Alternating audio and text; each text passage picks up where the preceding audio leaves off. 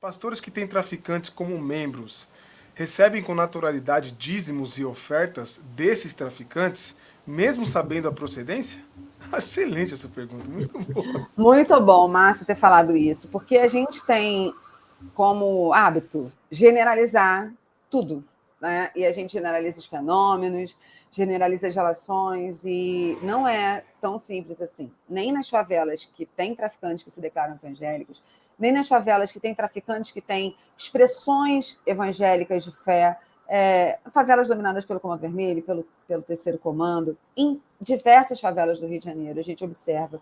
E aqui eu vou só citar algumas, por exemplo, que eu transito sempre, que é a favela do Vidigal, a favela do Jacarezinho, são favelas dominadas pelo Comando Vermelho, são favelas que eu também tenho mais convívio, o Vidigal muito mais ainda do que o Jacarezinho, e favelas do Comando Vermelho, do Complexo Israel.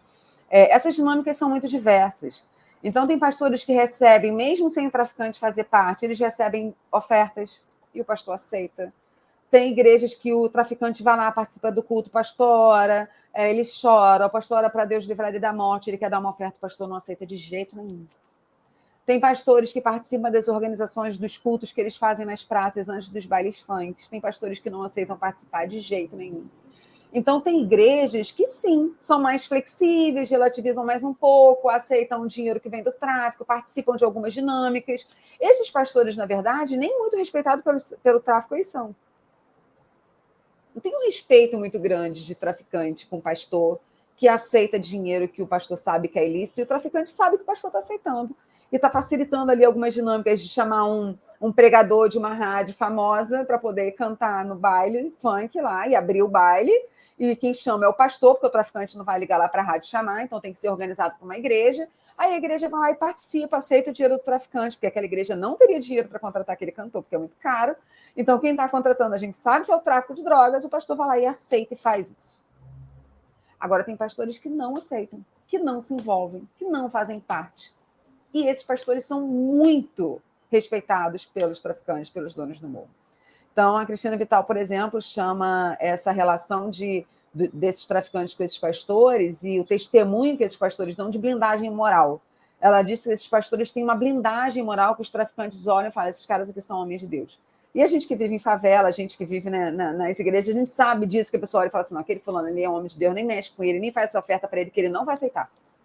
E tem gente que fala assim, não, aquele ali pode fazer, o cara gosta de dinheiro. Então, é isso, não dá para a gente generalizar o fenômeno nem dentro do Complexo Israel, nem fora dele, porque essas dinâmicas acontecem, e eu não tenho como falar de outros estados, mas acontecem nesses formatos, tanto no Rio quanto em São Paulo, e aí eu tenho um pouco mais de experiência no Rio do que em São Paulo para dizer, mas eu conheço alguns relatos de São Paulo também, sempre aparecendo aqui nessas mesmas diversas faces, assim, né? De mais aproximações, de menos aproximações. Tem pastor que finge que não viu, que o bandido vai lá, bota na salva e vai embora.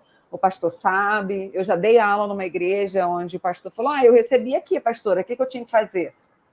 Eu perguntei para ele, né? Eu falei, você sabe de onde veio o dinheiro? Ele falou, sei, né? Eu falei, por que você não devolveu? Aí ele falou, porque o que vem a mim, de maneira nenhuma, lançarei fora. A teologia, né, do cotidiano, tá aí, feita, hermenêutica. É isso aí. E o dinheiro foi utilizado, a igreja está lá cheia de ar-condicionado, né, várias coisas maravilhosas, e é isso. Não deixa de ser um pouquinho hipócrita, porque a gente sabe, às vezes vazam igrejas bastante famosas, pastores bastante famosos, filhos, são famosos e filhos de famosos, que tem lavanderia. Vai lá, de repente, lavou 300 mil. Como se o tráfico...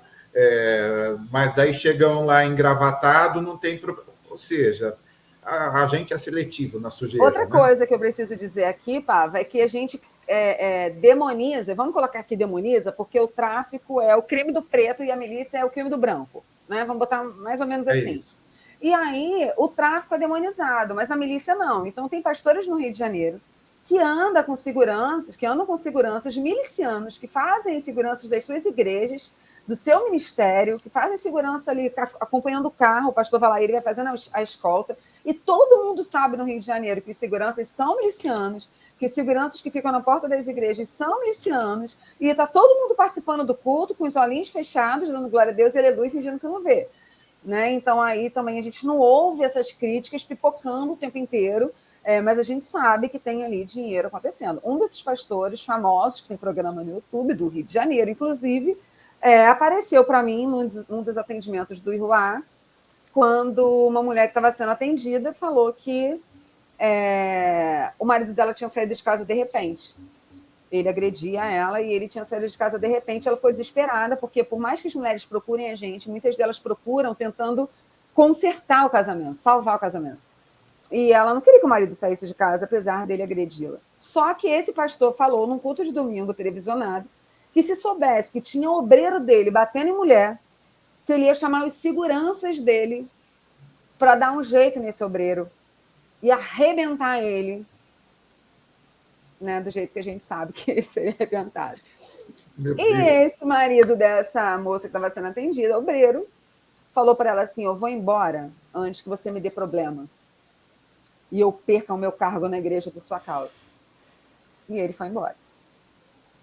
Esse jeito que esse pastor daria nesse marido agressor, obreiro da igreja, é o jeito que o miliciano dá um jeito. E eu também que não vou ser hipócrita de dizer que nós do Iruá, às vezes, não procuramos o administrador da favela para pedir que ele dê um jeito, porque não tem como a gente estar atendendo uma mulher que sofre violência na favela e chamar a polícia. Né? A gente sabe que isso não vai funcionar.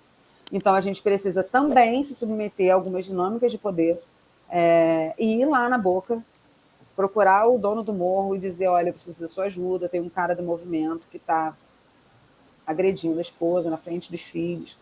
E aí eles assumem o comando da situação e resolvem do jeito deles. E aí o pastor fez a mesma coisa. Né? Aqui o pastor está dizendo, não disse que ia denunciar, não disse que ia procurar a polícia, não disse que ia levar a justiça, não disse que ia acolher a mulher, disse que ia chamar os seguranças dele para dar uma surra no cara. Então, assim, a gente vê as dinâmicas acontecendo com muita naturalidade, sem muitos questionamentos, sem muitas críticas, quando a gente está falando de milícia no Rio de Janeiro, até porque a milícia é muito naturalizada no Rio de Janeiro, na Baixada Fluminense e na Zona Oeste. Muito.